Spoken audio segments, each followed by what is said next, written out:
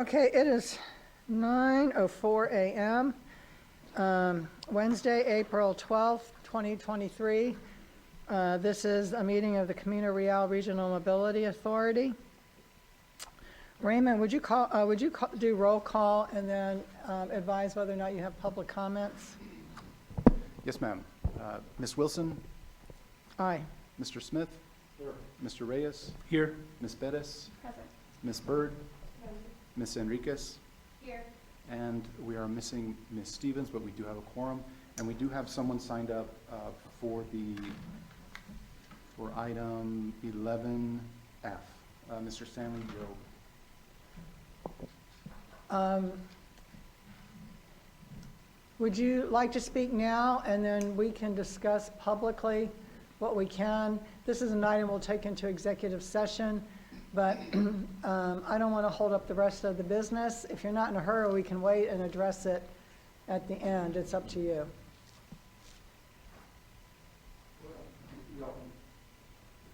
Madam Chair, y'all are going to discuss this in executive session? Yes. Oh, okay.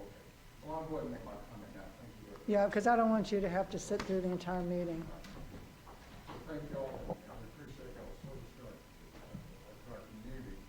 Some of y'all may be aware that the CRRMA project, which is 3 miles long, we have a mile of it. We own a mile right at the very last mile of the project. So it's 3 miles from Loop 375 to the end of the project, and our part is on the eastern mile of that project. And so what I would just encourage the board to do and to take action is to just, let's not talk about the past. The past is gone. There's not much we can all do about that right now. And I don't want to regurgitate all the problems with the job. But I think that you ought to be proactive in the bankruptcy proceedings to bring this project to a close and to see if we can at least get somebody out there working. It's had a very detrimental effect on all of us out there. And so just that's really my main focus, is just let's get something going. There's been nothing happening. I realize you're dealing with the bankruptcy and that can complicate things, but there's also things that you can do within the bankruptcy proceedings to help yourself. So Thank you, Mr. Job. And we're all painfully aware of how difficult this project is and the impact on the area. I'm going to ask Raymond to kind of do a public update in terms of where we're at.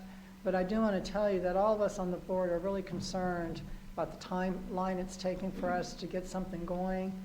And so in executive session today, we're going to talk with our attorney, and I, for one, am going to push every lever we can to get something going. And I think everybody else here would agree as well.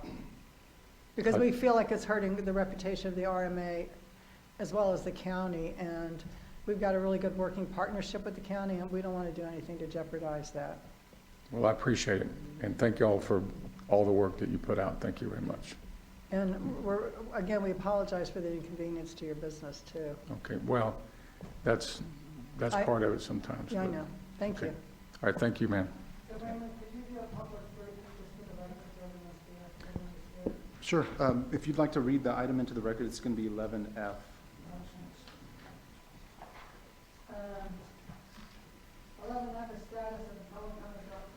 Status of the Pelicano Drive widening project. And again, we will discuss this more in executive session with our attorney, but just for the convenience of those who are here so they don't have to wait until the end of the agenda, I'll let Raymond do a public update. And then if anybody has any questions, we'll address those, and then we'll go to the regular agenda. Is that okay? Very well. Raymond Tejas, Executive Director of the Camino Real Regional Mobility Authority. So I'll give you a brief update on the project. So as you know, this has been an issue for quite some time.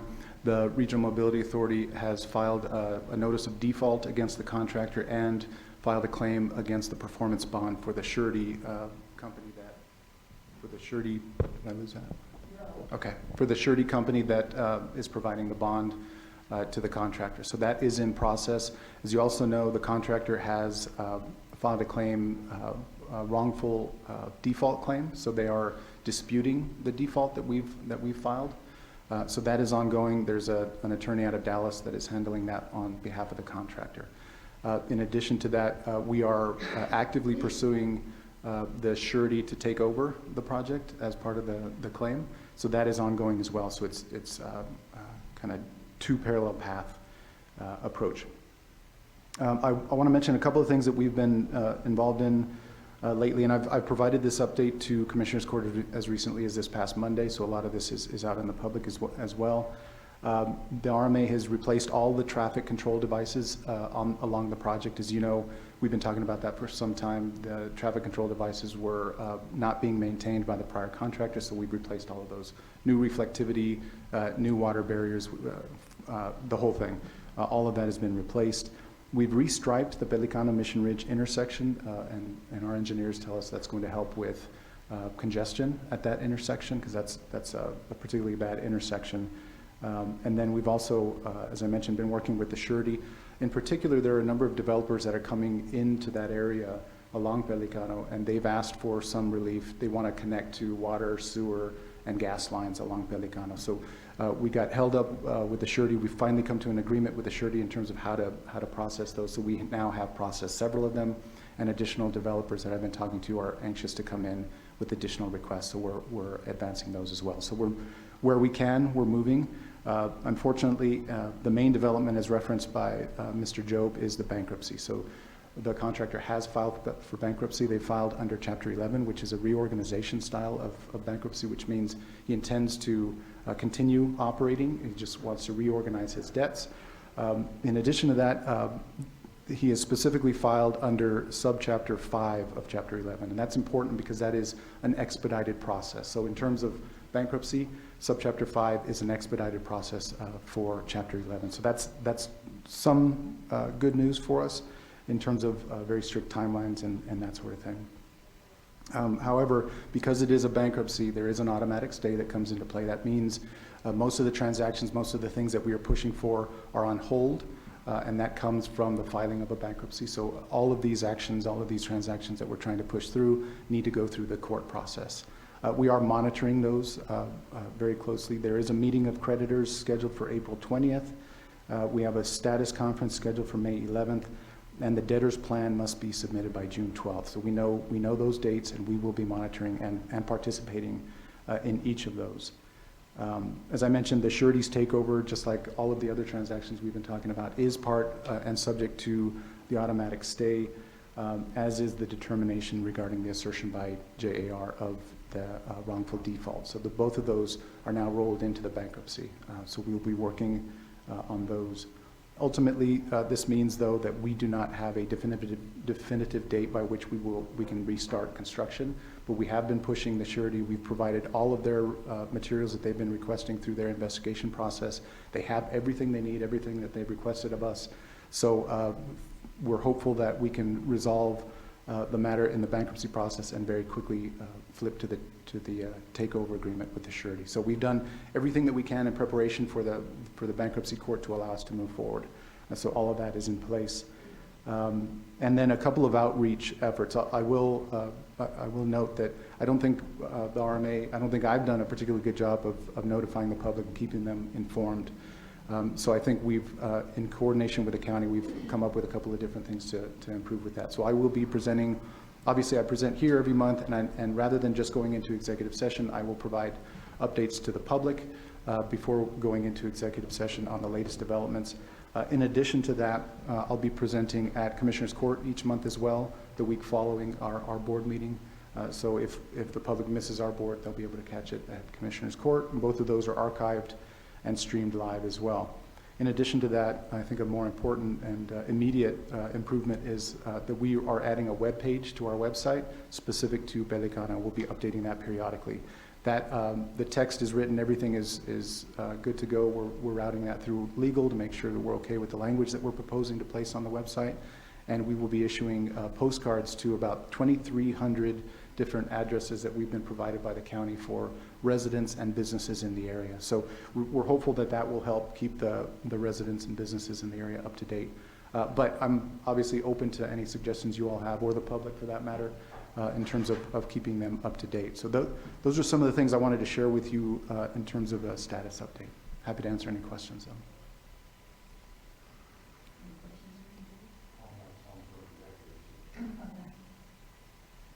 Okay, well, I hope that's probably not very helpful, but at least you have a general time frame, kind of from the legal framework.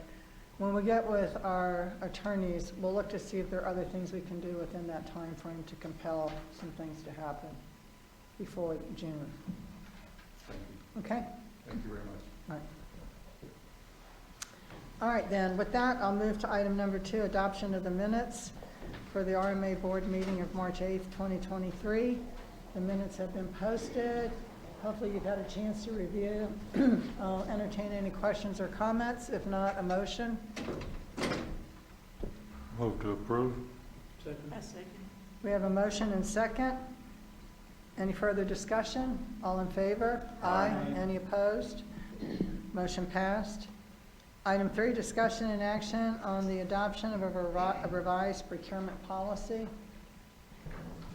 Okay, good morning again. This item relates to certain revisions to the procurement policy that I'm proposing. This item did go through the planning committee yesterday and was discussed at length. In essence, there are a handful of revisions. Several of them relate to statutory changes over the years, so we're updating our policies to match the latest statutes that are in place. There is an addition that prohibits potential construction contract bidders from bidding on our projects when they have been declared in default by the RMA for up to 7 years. So that's a new addition that's important, I think. We are also proposing that we increase the authority of the executive director to make expenditures from the current $25,000 up to $50,000. So that's in line with many of the other RMAs that are out there for $50,000.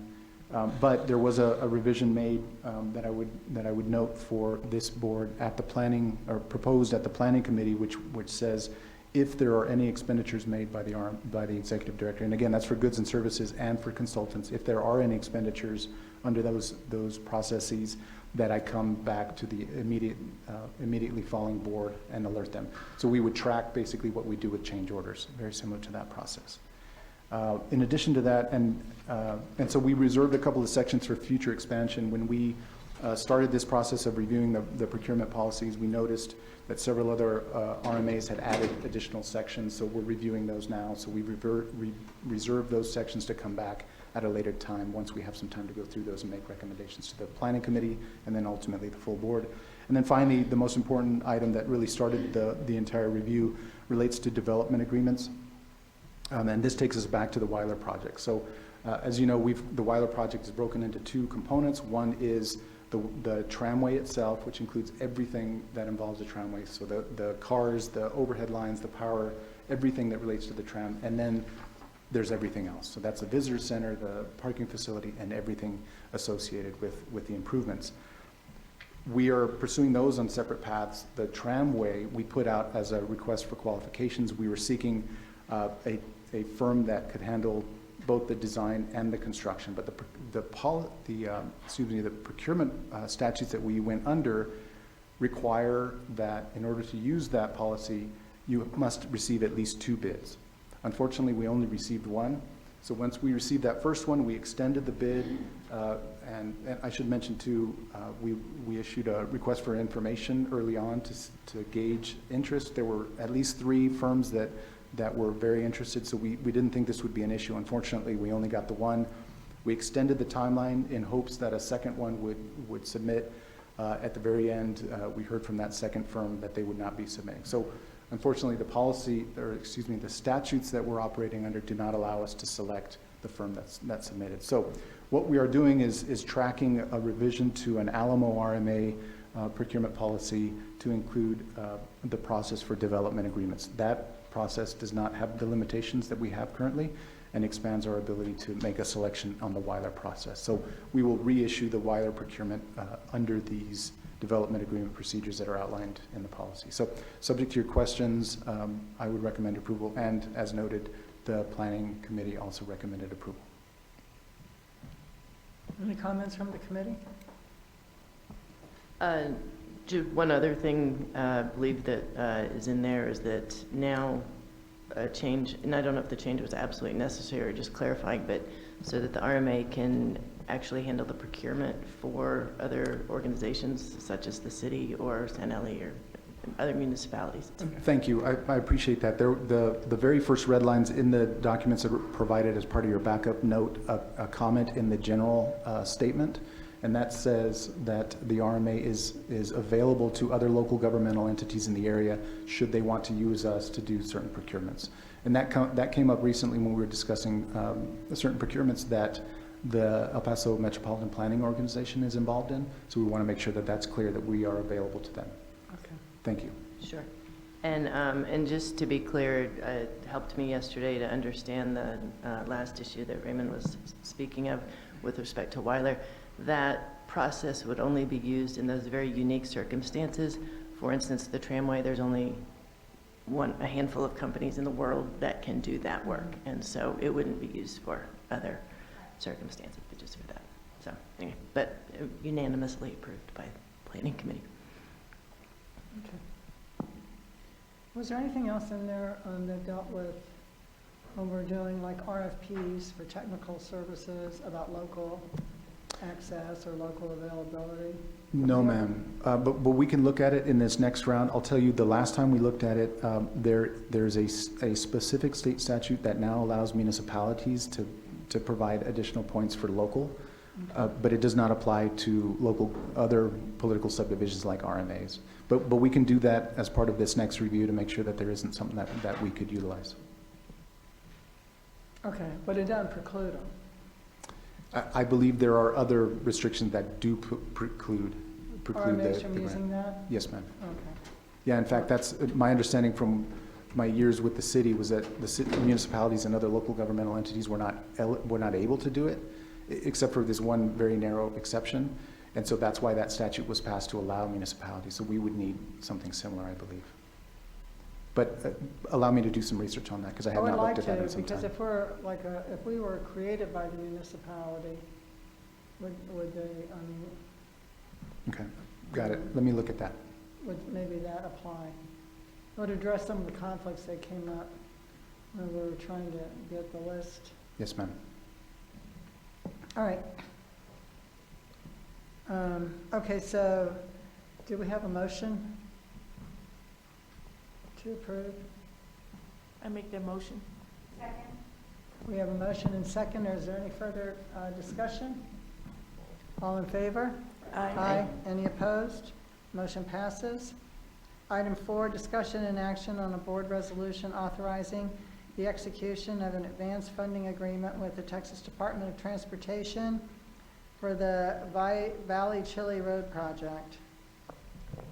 This item should look familiar to you. We are currently we have partnered with the Village of Vinton and with El Paso County for the development of the design plans for this particular project. So what you see before you under this item is an advanced funding agreement where the RMA would execute an agreement with TxDOT to pull down the right-of-way acquisition funding as well as the construction funding. So we're very close to completing the design plans and we'll be moving into the construction phase next. So that's what this authorization does. It allows us to move on to the advanced funding agreement to move into construction and right-of-way acquisition. So I'm happy to answer any questions. Otherwise, I would recommend approval of this item. Any questions? I'll entertain a motion. Move to approve. We have a motion and second. All in favor? Aye. Aye. Any opposed? Motion passes. Item 5, discussion and action on board resolutions authorizing the execution of amendments to the following instruments as they relate to the Canatia Road and Sidewalk Project. A, work authorization number 2 with AECOM Technical Services, Inc., and B, work authorization number 45 with Atkins North America. This project, as mentioned, relates to amendments to each of those agreements. So as a brief reminder, this is a project that we are handling in partnership with the county. The county provides the funding for this particular project through a grant program that they have, grant proceeds that they've received. We have brought on AECOM through our IDC program, our indefinite deliverables contracts. They are part of our on-call group, and they are providing the design services. So under 5A, we are looking to amend their work authorization to increase scope, and these scope items were requested by the county, I should mention, and reviewed and approved in terms of the fees and the scopes. And what they've asked for is additional revisions to the plans to allow for, to support future pumping. So what I mean by that is part of this project includes the development of some ponding areas. And so what they'd like is the ability to be retrofitted to allow for their pumping equipment to come in and remove standing water once the rains come. So that's included in there, and there's also coordination with El Paso Water for this one. This is a project that we began some time back, and El Paso Water wants to do some improvements in the area, so they are designing those additional improvements, and they will roll those into our contract, so we will manage both the county portion and also the water improvement portion. And so these additional funds allow for that additional coordination between our designer and El Paso Water's designer. So that's what you see under 5A. 5B then, as a reminder, we use Atkins as one of our general engineering consultant teams. They do oversight for our design activities, and so we are increasing the fees for them to allow for additional oversight for these additional scope items. So happy to answer any questions. We have Mr. Fino from our Atkins team if you have any technical questions. Otherwise, I would recommend approval. Are there any questions from the board? If not, I'll entertain a motion.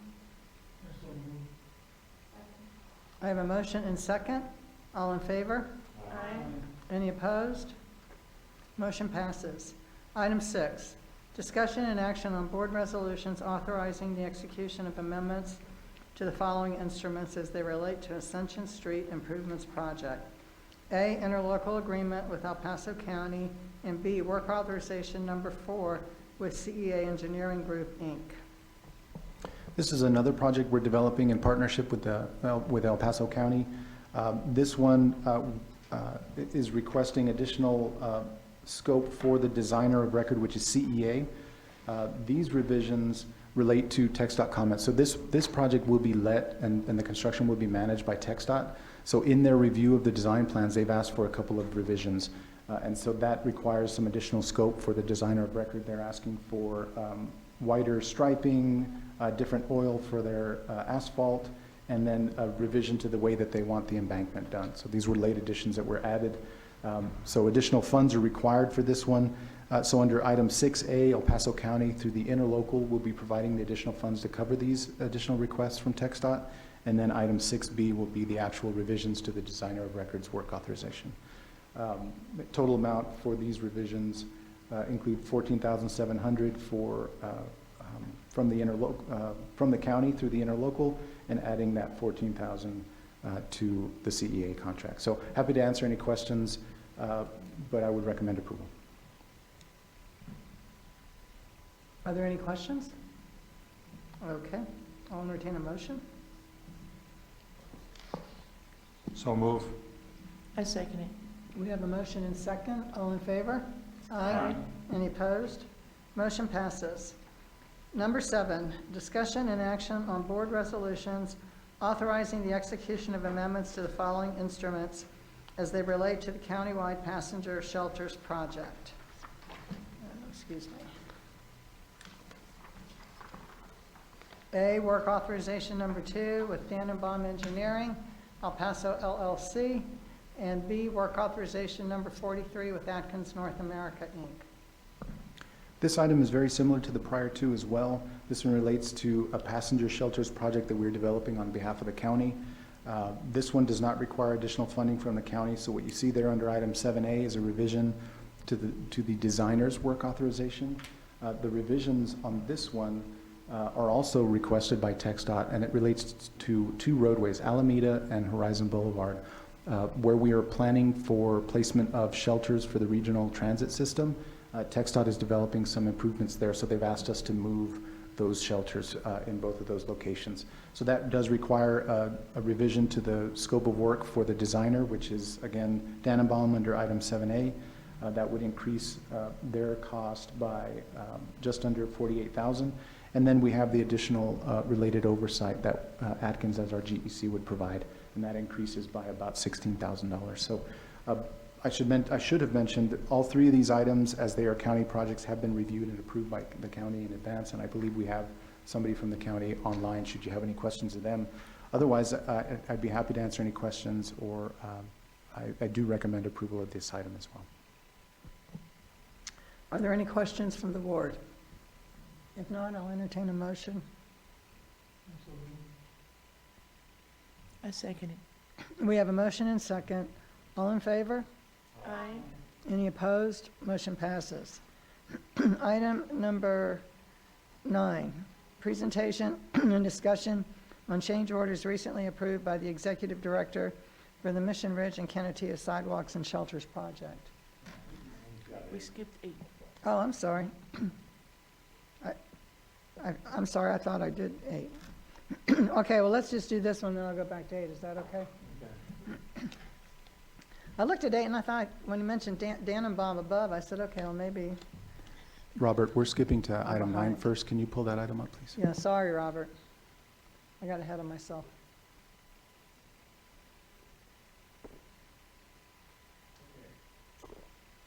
Raymond Tejas again.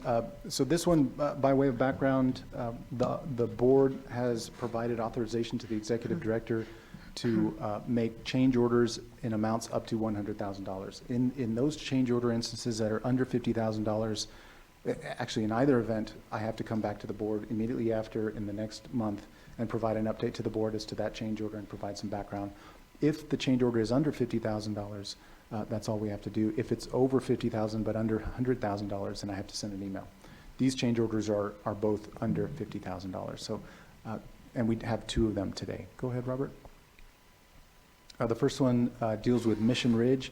What you see here, and this is all part of your backup, so I won't spend too much time on it, but I'm happy to answer any questions. Those prior slides show all of the different change orders that have been implemented to date.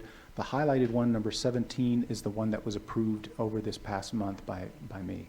And it includes excavation around a damaged pipe. So in one of the ponding areas there, somebody set fire to the pipe that feeds in and out of that ponding area.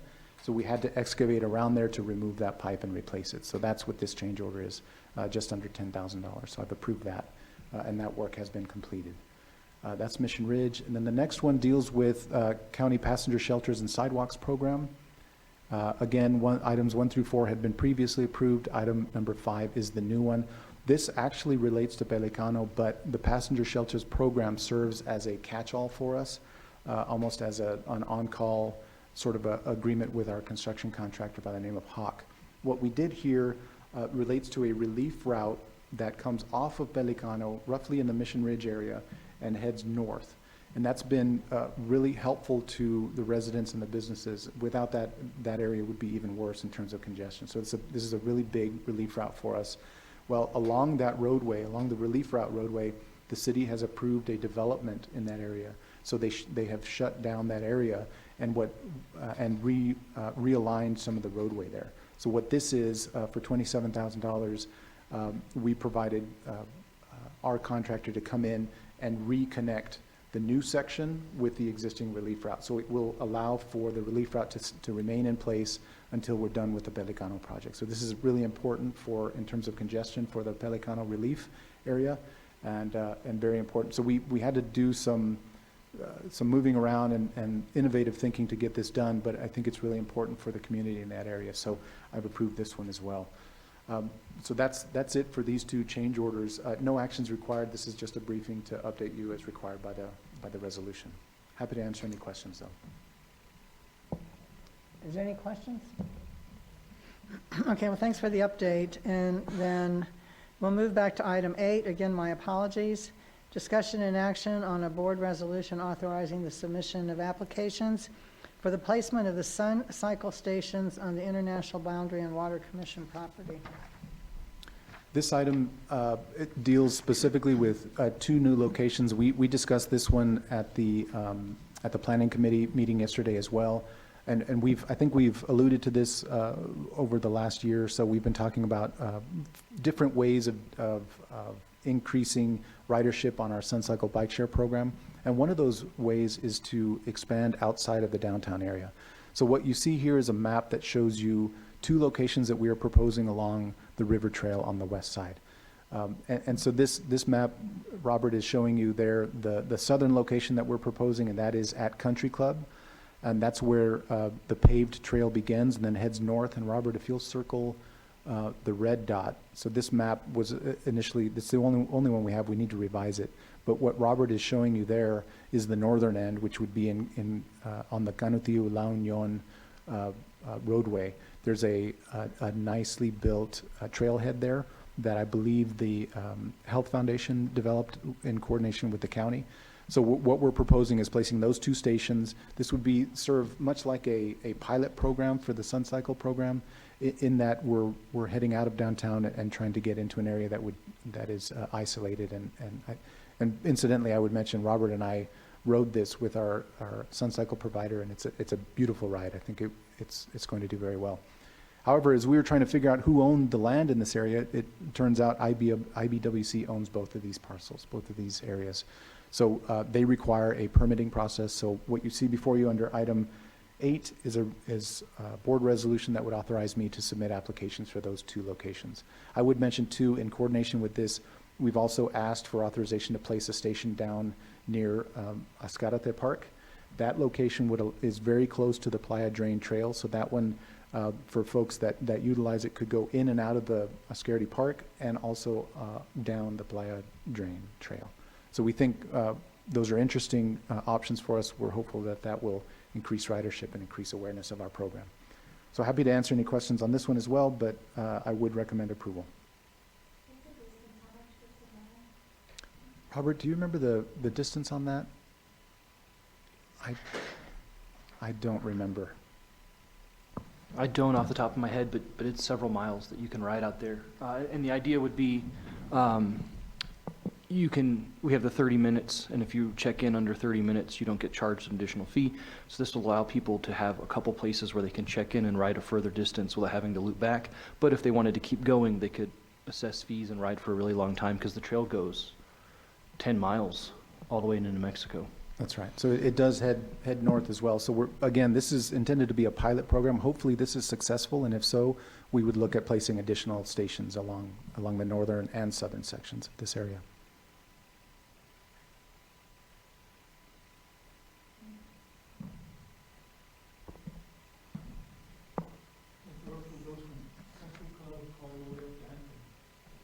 Yes, sir. That's right. So you need action from us? Yes, ma'am. Okay. If there are no further discussion or questions, I'll call for a motion. We have a motion and second. All in favor? Aye. Any opposed? Motion passes. Okay, moving on to item 10. Discussion and action on the following reports for the second quarter of fiscal year 2023. Interim financial statement and budget, investment report, El Paso Bike Share, Sun Cycle Program, and general engineering consultant team's use of local resources. Good morning, Robert Studer, Director of Finance, for the record. The Finance Committee did meet last week. It was Ms. Bird's first meeting as chair. Yes. It was Ms. Perez's first meeting as a member. We spent a good amount of time reviewing the 4 reports, has been the practice.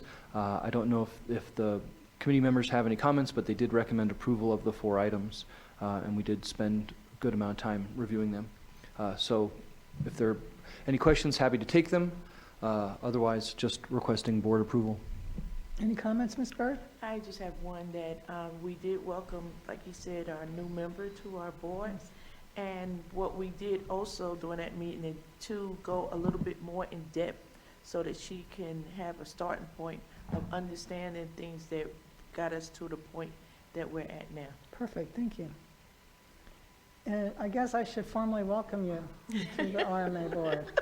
We've all gone around and said, hi, welcome, but formally welcome you, and thank you for agreeing to serve on the Finance Committee. Okay, well, if there are no questions from any of the other members, I'll entertain a motion to approve. And I second it. We have a motion and a second to accept the quarterly fiscal update for the second quarter. All in favor? Aye. Any opposed? Motion passes. Okay, next we have staff and board reports. Number A, the RMA committee membership. I think we posted something as backup to this. to accommodate our new member and to accommodate the departure of Mr. Wardy, who had been a longtime member.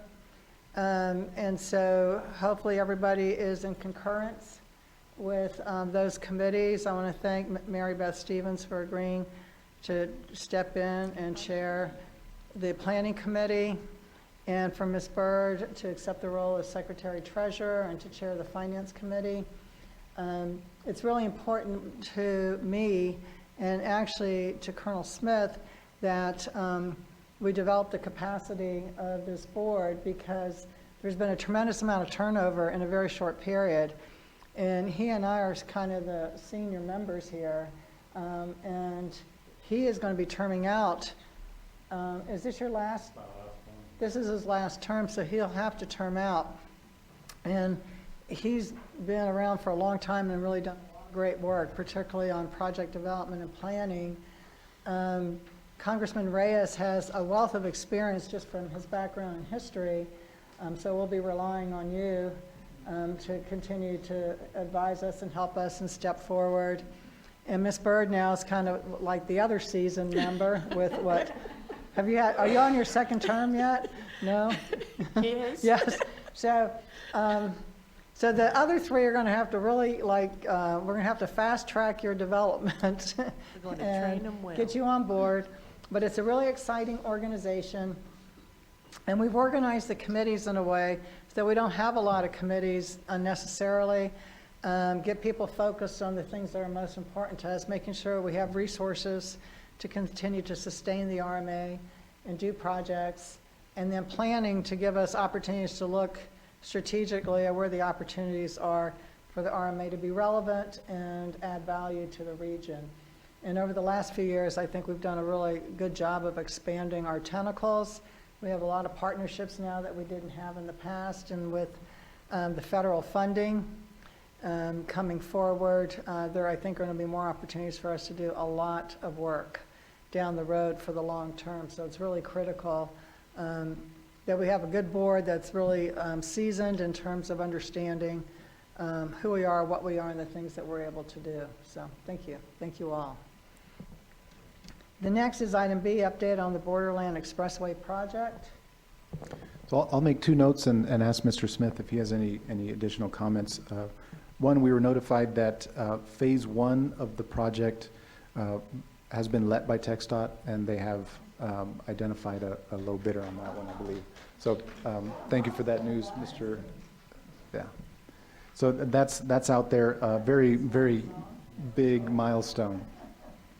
That's right, big milestone. It will be a groundbreaking. That's not done all yet. It will be a groundbreaking.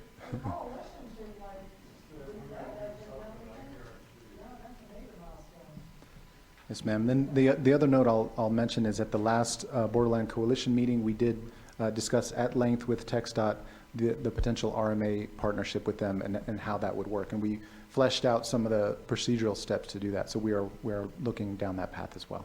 So that's what I have for you on this item. And I would add to that, I've got great hopes for that going forward, because the vibes I'm getting from them are positive, much more than we've ever had before. So I think it's just such a perfect role for the RMA to do that. And it's if we are able to get in, it's going to be huge, and it's going to be pretty special. But this is it's a major milestone. I will also add that the format for the coalition meetings each month are going to be run by TxDOT and coordinated and disseminate all the information and recording and all that. In the past, HNTB has done it as an agent for TxDOT and did an amazing job, by the way, over all these years. They were, we had our first meeting back on the 16th of November in 2016. So, and so that group has met monthly since that time, pretty much, with a few exceptions. But There's great promise for both the RMA and for the completion of that project. And also an update on the New Mexico side, they're going full bore. 404 is in its widening. They already did the interchange at 404 on I-10, and they've got all of the submissions. They're doing the environmental for 213. So hopefully someday before we're all in heaven, there's going to be a golden spike driven in the ground where New Mexico and Texas meet on that expressway. So it's a good news thing that's sorely needed and a long time in coming. So I wanted to especially say thank you to HNTB for all their work in coordinating all these past efforts. Thank you. And thank you for all of your devotion to that project too. So I do think that there's kind of expanding on your theme, going to be a lot of opportunities for the RMA with multiple projects, simply because there's so much money coming in, and I think there's going to be real capacity issues for the state, the city, county, and others to really be able to mobilize to draw down and spend that money. And so we just need to be opportunistic, which to me is why it's critical when we go into executive session. We got to get that resolved, because I don't want that hanging over us as an impediment potentially down the road. So, okay, so if there are no further discussions on that, we'll go to C, Tornillo Shared Use Path Project groundbreaking event. That is scheduled for April 27th, so you all are welcome to join us. Once we get the official invite from the county, I'll share that with you all as well. But we will be present for that one as well. Okay, good. Is our lawyer going to update us on the legislative session? Yes, ma'am. Brian O'Reilly should be online. How about Mission Ridge Project? Is he involved in that? Actually, I don't really have an update for that one. Okay, so we then can we'll delete go to one. that, then we'll go to Pelicano, because we need him for both of those, right? Yes, ma'am. Okay. So then we will delete item E, status of the Mission Ridge Project, since there's nothing to report. And then D, update on the 88th Texas Legislative Session. Brian, are you on? Yes, ma'am. Good morning. Good morning. Brian O'Reilly here, outside counsel with Locke Lord. And yeah, I'll give you a quick update on what's going on with the legislature, because I don't think we've talked about it since late last year when you adopted your legislative priorities. So the legislature, the 88th legislature convened on January 10th. And not a lot happened, as it is the case every session for the first few months. March 10th was the filing deadline, and we saw a total of 8,153 pieces of legislation filed this session, which is a record. Actually, over 1,000 bills were filed just on that Friday deadline, that March 10th deadline. We're tracking 235 bills for you, not just specific to transportation, but eminent domain, Public Information Act, Open Meetings Act, different reporting requirements, just anything impacting the RMA, or which potentially would be compliance issues once if they do finally pass. We've had several weeks now of substantive hearings. Bills are beginning to move across the building. A few bills of note that relate to some of the priorities that you adopted. HB 1, the state budget, it includes right now an additional $10 million in funding for the Weiler project that would go to the Parks and Wildlife Department and then come to the RMA for development.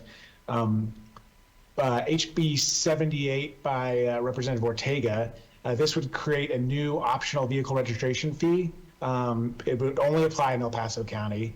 And the Commissioner's Court would pass an order to impose the fee, but it would be subject to a countywide vote. And it's another $10 fee that would then go to the RMA.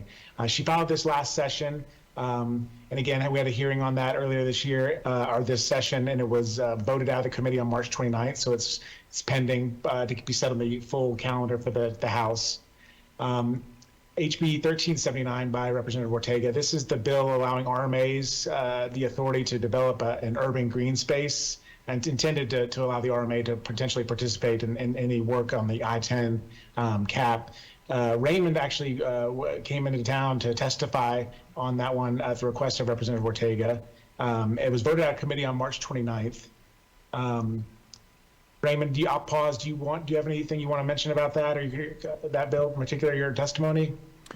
No, not really. I think you're covering it. Okay. Happy to answer any questions. Do you have any reservations about that being successful? I know that there's like these issues with the RMA doing stuff, and so I'm. Well, but actually, that's a good point. I probably should have mentioned that. There were some folks that were speaking in opposition to it, but they're the general folks that are in opposition to many of the activities of RMAs in particular. And Brian, maybe I can ask you to speak to TURF and their objections and how that was handled by the chair. Yeah, this is an organization that they testify against a lot of legislation, and as is consistent with what's happened in the past, there was some misstatements talking about how RMAs would fund these deck parks with toll revenues and all, things that just were patently untrue. And Raymond was able to testify after their testimony and was able to address each one of those items and refute that. And the committee chair quickly recognized that and also, gave helpful questions to Raymond during the testimony, which I think made the point that everything they were saying was false. But in terms of the overall passage, it's too early to know. I think we may have some difficulties in the Senate if it gets that far. So we're kind of just waiting to see what develops. A couple other bills I'll note before we finish up. In your legislative priorities, one of the items was funding for the Texas-Mexico border transportation master plan. And Representative Ortega and Senator Blanco have both filed legislation addressing that point, requiring TxDOT to have funding categories for projects in that plan. And those bills have been referred to committee but haven't had a hearing yet. And then the final one, which was not in your priorities, but I think is interesting, and it's by a member of your delegation, HB 101 by Representative Ortega. This would require at least one of the governor's appointees to the Texas Transportation Commission, which is the governing body for TxDOT, that they reside and be registered to vote in a county bordering on the United States-Mexico border. Right now, there's 5 appointees to the commission. One is required to be a rural member from a rural area. The other 4, there are no parameters. And so this would add that. It was voted out of committee on April 5th. And again, this waiting pending to be set on the House calendar. We send out a weekly update of the status of all the bills that we're tracking and summarizing. Happy to share that with anyone who hasn't seen it or needs it. And finally, we're now getting into the home stretch, and this is where it gets really busy. And a lot of stuff happens quickly. May 29th is the final day. It's 47 days from now. And so, as soon as we're done with this meeting, I'm probably going to head over to the Capitol, the House Transportation Committee's meeting. So we'll continue to update you, and happy to answer any questions.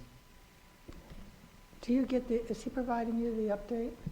Yes, ma'am. We get a spreadsheet that breaks down all of the specific transportation and transportation-related bills and where they are. Would you mind sending that to the board course. just for information? We Certainly. don't need to discuss it, but if he's providing a document, some of us might be interested to see what they're up to. Definitely, we can do that. Okay, thank you. Anything else? Nope, not for me. Okay, so any other questions from the board? Okay, then we're going to move to retire into executive session. The time is 9:53 a.m. on April 12th, 2023. The RMA Board of Directors will now retire into executive session pursuant to State Texas Government Code Section 551.071 for the purpose of consultation with attorney. We'll reconvene the open meeting upon conclusion of the executive session. So I'll have to ask everyone, can we have Atkins in this meeting? Okay. It's now 10:44 a.m. on April 12th, 2023, and the RMA Board of Directors is reconvening its open meeting after deliberations in executive session pursuant to Texas Government Code Section 551.071. The board consulted with its attorney, but took no action in executive session. There are no other business before us today, and so unless there's anything that you want to bring up before we adjourn, I'll entertain a motion to adjourn. I second it. We have a motion and second. All in favor? Aye. Aye. Meeting is adjourned 10:45 a.m.